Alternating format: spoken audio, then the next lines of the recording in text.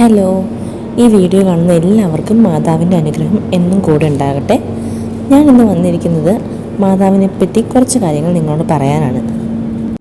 Already ഞാൻ എൻ്റെ മുന്നത്തെ വീഡിയോസിലൊക്കെ ഞാൻ പറഞ്ഞിട്ടുണ്ട് എൻ്റെ മാതാവിനെ പറ്റി, ഞാൻ എങ്ങനെയാണ് മാതാവിനെ പറ്റി അറിഞ്ഞത്, എങ്ങനെയാണ് ഇങ്ങനെ ഒരു വിശ്വാസി ആയത് എന്നൊക്കെ ഞാൻ ഓൾറെഡി പറഞ്ഞിട്ടുണ്ട്. ഞാൻ വിശ്വസിക്കുന്ന ഒരു കാര്യമുണ്ട്, ഈ മാതാവിൽ അടിയുറച്ച് വിശ്വസിച്ച് പ്രാർത്ഥിച്ച് ജീവിക്കുന്ന ഒരാളാണെങ്കിൽ ഉറപ്പായിട്ടും മാതാവ് നമ്മുടെ കൂടെ ഉണ്ടാവും, മാതാവ് നമ്മുടെ കാവലായിട്ടുണ്ടാവും.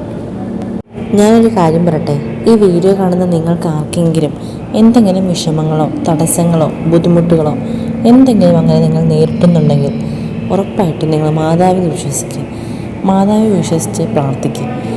എൻ്റെ അനുഭവം കൊണ്ട് ഞാൻ പറയുന്നതാണ്. മാതാവ് ഉറപ്പായിട്ടും നിങ്ങൾ എന്താണോ ആഗ്രഹിക്കുന്നത്, എന്താണോ നിങ്ങൾ പ്രാർത്ഥിക്കുന്നത്, അത് നിങ്ങൾക്ക് നടത്തിത്തരും. മാതാവിനോട് കരഞ്ഞ് പ്രാർത്ഥിച്ച എന്താഗ്രഹവും മാതാവ് നടത്തിത്തരും. പക്ഷെ ഒരു കാര്യം, നമ്മളൊരു കാര്യം ആഗ്രഹിച്ച് പ്രാർത്ഥിച്ചിട്ട് ആ ആഗ്രഹം നടന്നില്ലെങ്കിൽ നമ്മൾ ആരും മാതാവിനെ കുറ്റപ്പെടുത്തരുത്, ഒരിക്കലും കുറ്റപ്പെടുത്തരുത്. ഞാനിത് പറയാൻ കാരണം, അങ്ങനെ ഞാൻ കുറേ കേട്ടിട്ടുണ്ട്, കുറേ ആൾക്കാർ അങ്ങനെ പറയുന്നത് ഞാൻ കേട്ടിട്ടുണ്ട്. ഓ, മാതാവ് നടത്തി തന്നില്ല, എന്തുവോ മാതാവ്, എന്തുവോ മാതാവ് ഇത് എന്നൊക്കെ ഞാൻ കേട്ടിട്ടുണ്ട്. നമ്മൾ പ്രാർത്ഥിക്കുന്ന കാര്യം മാതാവ് പെട്ടെന്ന് അങ്ങ് നടത്തി തരണമെന്നില്ല. അപ്പോൾ ഉടനെ മാതാവിനെ കുറ്റപ്പെടുത്തരുത്. മാതാവ് നമ്മളെ ഒന്ന് പരീക്ഷിക്കും.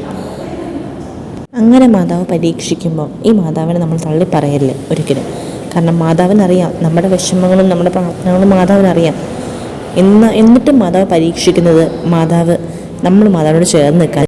അതുകൊണ്ട് ഒരിക്കലും മാതാവിനെ തള്ളിക്കളയാതെ ഉപേക്ഷിക്കാതെ വീണ്ടും വീണ്ടും മാതാവിനോട് പ്രാർത്ഥിച്ച് കരഞ്ഞ് പ്രാർത്ഥിച്ചുകൊണ്ടിരിക്കുക.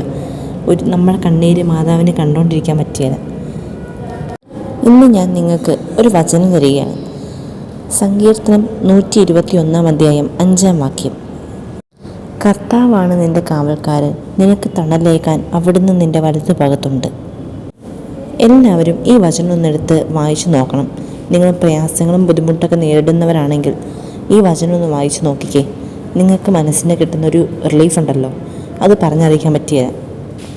ഇന്നത്തെ എൻ്റെ മാതാവിനെ പറ്റിയുള്ള ഈ കൊച്ചു വീഡിയോ ഞാനിവിടെ നിർത്തുകയാണ്. ഇനി അടുത്തൊരു വീഡിയോയുമായിട്ട് ഞാൻ ഉടനെ തന്നെ വരുന്നതായിരിക്കും.